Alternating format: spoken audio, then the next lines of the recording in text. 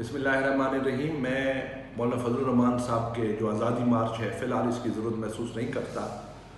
اور میں ان کے اس احتجاجی کال کو مسترد کرتا ہوں اس وجہ سے کہ کل جو وزیر اعظم عمران خان صاحب نے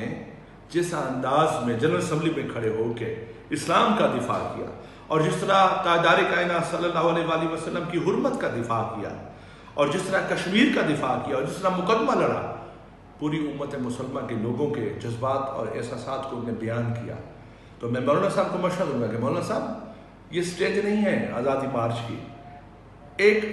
ہمارے ایک وزیر اعظم نے میرے بھی ان سے اختلاف ہو سکتے ہیں کئی موضوعات پہ، لیکن کل کے مقدمہ لڑنے کے بعد میں سمجھتا ہوں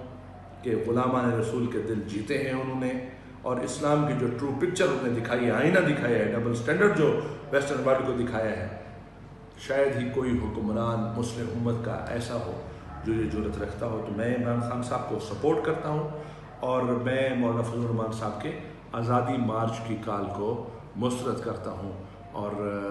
میں چاہتا ہوں کہ اس موقع پہ خان صاحب کے ہاتھ جو ہیں مضبوط کیے جائیں۔